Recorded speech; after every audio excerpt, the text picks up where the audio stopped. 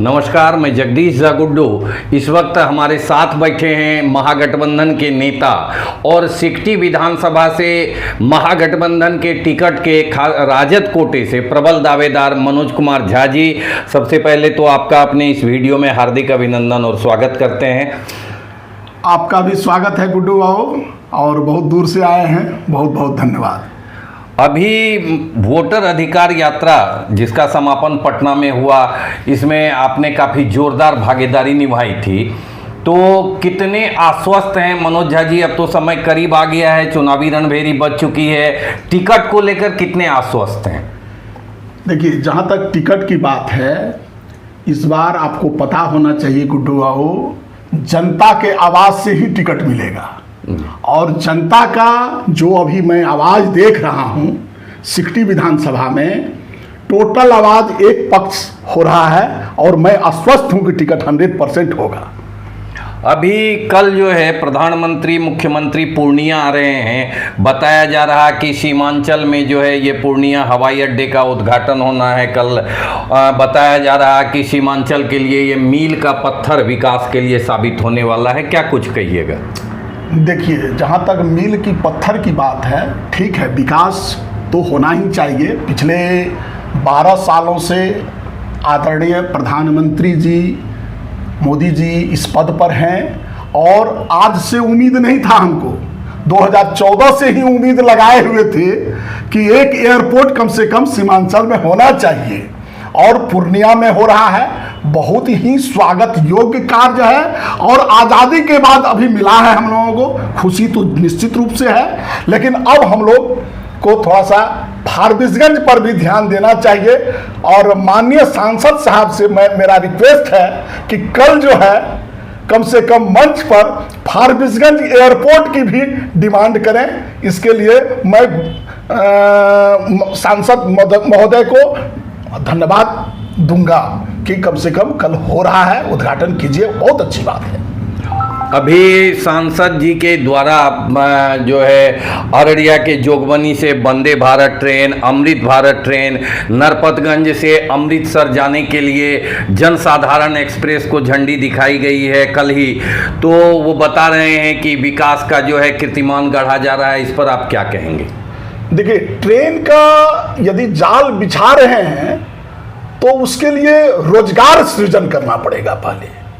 और मैं जो देख रहा हूं सीमांचल में कोई रोजगार नहीं है। एक फैक्ट्री है आपके पास, क्या होगा उस ट्रेन से? लोगों ने, मुझे एक दो लोग थे पटना में हमारे इलाका का, हमको कहा मनोज भैया अब तो हम लोग का बहुत इजी हो गया, वंदे भारत ट्रेन चलने वाला है। हम बोले कब से बाबू? कहा 15 तारीख से। हम बोले बहुत अच्छी बात है कि अगर वंदे भारत चलेगा तो हम लोग वंदे भारत से ही यहाँ से अररिया पहुँच जाएंगे। उन्होंने कहा हाँ अब तो पहुँच जाएंगे। हम बोले पता किए वो वंदे भारत पर कौन कौन चढ़ेगा, उसका किराया पता है? तो कहा कि हाँ। तो हम बोले कितना है किराया?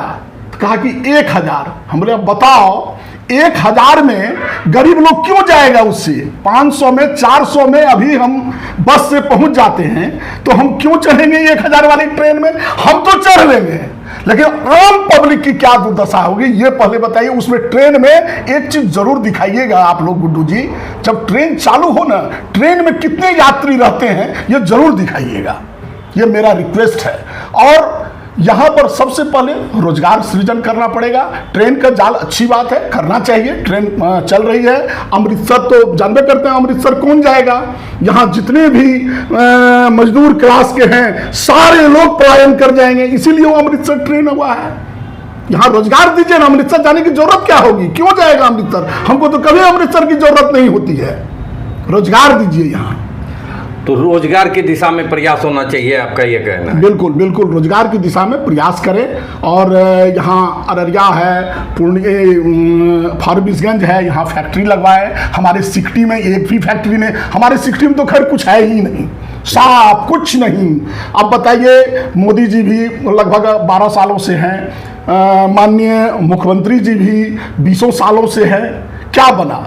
रोड की स्थिति आप देख ही रहे हैं, 50% बना है रोड, ऐसा नहीं कि 50% नहीं बना है, बना है। उसके बाद कुछ भी नहीं हुआ है वहाँ। नो हम लोगों का शिक्षा पर कोई सुधार है, नो हम लोगों का हॉस्पिटल जाके देखिएगा, मतलब रोना आएगा वहाँ।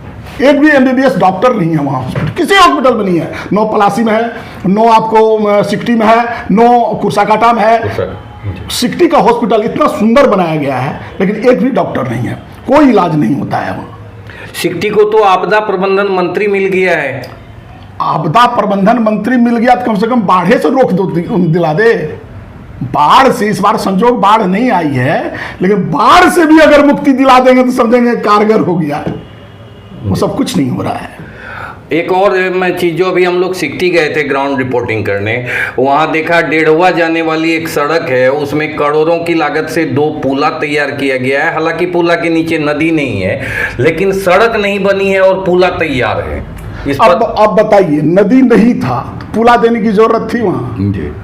सब लूट खसोट के लिए वहां पुला दे दिया गया है, और रोड अभी तक नहीं बना है। रोड में अनेक तरह का विवाद है, कोई विवाद सुलझाने के लिए तैयार नहीं है। प्रतिनिधि को कम से कम बैठ के उस रोड का विवाद सुलझाना चाहिए। हमारे ही पंचायत का है वो मामला, वो जो आप दिखाए थे, मैं भी देखा था, वो हमारे ही पंचायत का मामला है, लेकिन कोई उसका माय बाप नहीं है।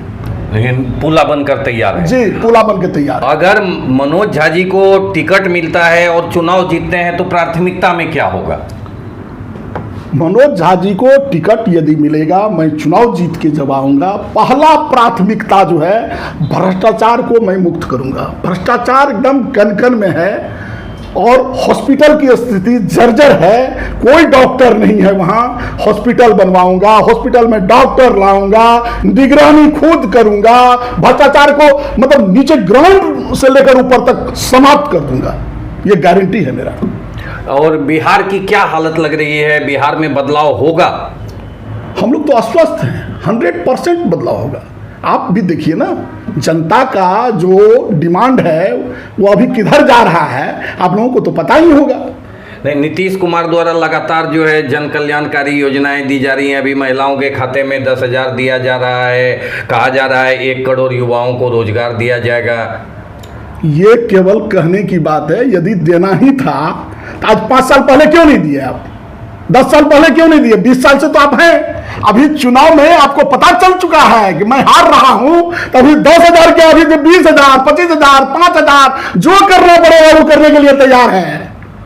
अभी कुछ होने वाला नहीं है इससे जो सोच रहे हैं कि हमारा सरकार बच जाएगी, सरकार बचने वाला नहीं है। 100% रहिए आप, बदलाव होगा, एकदम 100% बदलाव होगा। और अररिया की मैं बता देता हूं, अररिया 6 का 6 सीट महागठबंधन के खाते में जा रहा है। 6 के 6 सीट 100%, 6 के 6 सीट महागठबंधन के खाते में। आप हैं मनोज कुमार झा जी, इंजीनियर मनोज कुमार झा जी, और इनके पास एक रोड मैप है। ऐसा बता रहे हैं कि इनके पास जो है एक सोच है, अगर इन्हें प्रत्याशी बनाया जाता है, जनता जनार्दन का आशीर्वाद मिलता है, तो भ्रष्टाचार पर लगाम लगेगा, अस्पतालों की व्यवस्था बदलेगी और अन्य बातें आपने खुद ही सुनी इस वीडियो में। बस इतना ही। आप सबों को दिल की गहराई से प्रणाम, नमस्कार, सलाम, आदाब, सत श्री अकाल कहता हूँ। जय हिंद।